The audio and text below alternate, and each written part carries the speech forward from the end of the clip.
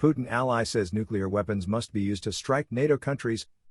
A key ally to Russian President Vladimir Putin called for the use of nuclear weapons against North Atlantic Treaty Organization, NATO, member states amid the ongoing Russia-Ukraine war. NATO has been a key ally to Ukraine amid the Russian invasion, which Putin launched last February. The military alliance between the United States, Europe and Canada has condemned the invasion as lacking justification and a violation of international norms, providing Kyiv with billions of dollars of military aid attributed with turning the tide of the war in favor of the Ukrainians.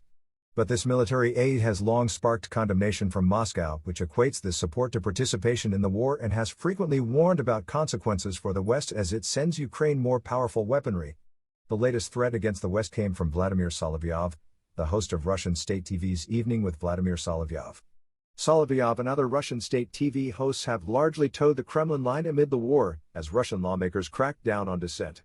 In addition, these hosts have made numerous threats against NATO and the West, oftentimes using harsher rhetoric than Russian officials. Solovyov said he believes the use of tactical nuclear weapons in the Ukraine conflict is inevitable, explaining where he believes the Russian military should deploy these weapons, which would likely cause a significant escalation of the war. The approach is very simple. I think tactical nuclear weapons will be used, and it is inevitable. I believe that tactical nuclear weapons must be used on the crossings over the Dnieper, on entry points of railroad transport from Western countries which supply arms, on Borispol, he said.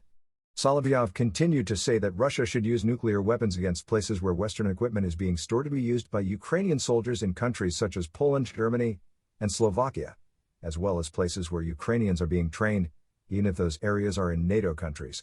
Video of his remarks was translated and posted to Twitter on Saturday by Anton Geshenko, an advisor to the Minister of Internal Affairs of Ukraine. Newsweek reached out to NATO for comment via its online press form. Despite Solovyov's plea, Russian authorities have not announced plans to use nuclear weapons either in Ukraine or against NATO. A nuclear attack on NATO could draw a joint military response from the military alliance due to Article 5, which states that an attack against one member state would be treated as an attack against them all.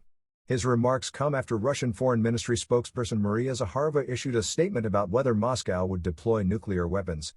Russia's nuclear deterrence policy is strictly defensive. The hypothetical use of nuclear weapons is clearly limited by extraordinary circumstances within the framework of strictly defensive purposes, she said. There can be no winners in it. It must never be unleashed. We consistently call on all other parties to the joint statement of the leaders of the 5 nuclear states on the prevention of nuclear war and the inadmissibility of an arms race to adhere to these postulates.